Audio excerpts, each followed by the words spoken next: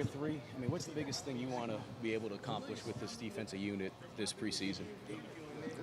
The main thing about a new year is you have to recognize that you have to look back on some things that you did the past 2 years and just kind of how your team has played and how your defense has played, and you really want to just learn and grow and really I think the main thing is we have so many new guys, not young but somewhat new. They didn't get a lot of starts, but they've been in the defense for a while to make sure they understand the details. And I think, really trying to take this defense to the next level. I know from an identity standpoint, it's one of those cliche phrases we like to throw around, and I know it's a new year, but for the last 2 years, you guys have been a team that has been opportunistic. I can't even speak. You guys have been able to have a bunch of takeaways. You guys have been able to cause havoc. Is that something that you guys are looking to continue to do, and you guys, that's like the big thing? It's a team that likes the takeaways? Yeah, it's amazing how, like, to me, I always tell them that turnovers comes in bunches.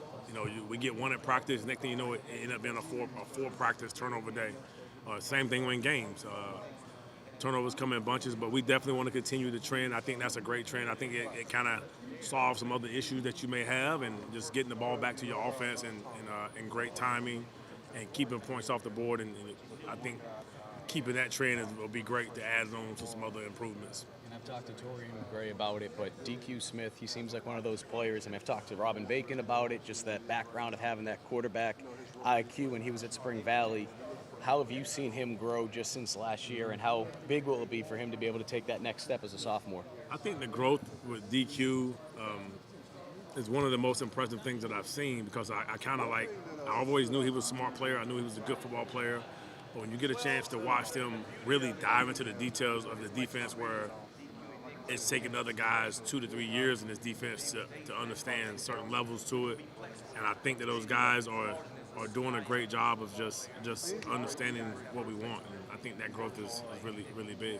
Clayton, have you ever been out on the road recruiting with Sterling? Like, have you guys ever double teamed on a couple of recruits?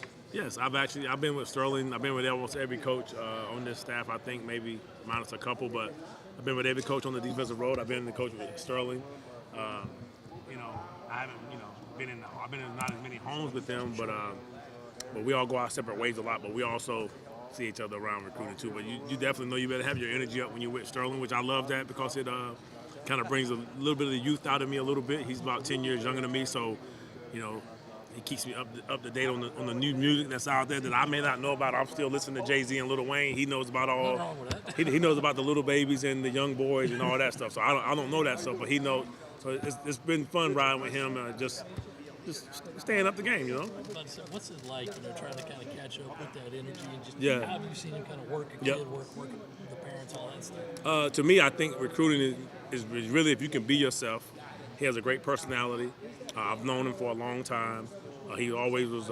He's a former NC State linebacker, so I was always gravitated to him when he was a young GA at NC State, and he was always just a guy who that had a nice smile on his face, and he always himself. So I think that's the main thing. He gets to be himself. And for Nick Emmanwori too, obviously he was kind of thrown into the fire last year a little bit. Grew throughout the season. Coach Beamer talked about it, but over the summer, over these practices, how have you seen him kind of grow? Well, obviously we haven't had practice this summer. We start tomorrow, but his spring practice, to me, Nick was a guy who was thrown in the fire last year, and you saw a lot of his ability. What people don't see, he's like one of the brightest guys on our team when it comes to retention, learning, teaching, understanding concepts. I mean, he's a smart football player and a smart person himself. But I think that's where the growth is going to change, and he got some contacts now, so hopefully. I probably should have talked about his health, but yeah, he's way better. Trust me, he's seeing things a lot better. Coach, kind of piggyback off of Nick Emmanwori and DQ Smith. Yes. When you're looking at this year's defense, to have two safeties that already have a year of experience as sophomores, how valuable is that? It's very valuable to me. It's one of those things. Is just I know this defense is, every position is very important, but the safeties are super important in this defense, and I'm super blessed, and we all are blessed just to be around those two young men. And they're both hungry, they both love it, they both want to get better every day, and I think that's the best part about them. Was there a moment last year you can think back that you knew that they could do more than just be a freshman team, that they can make an impact?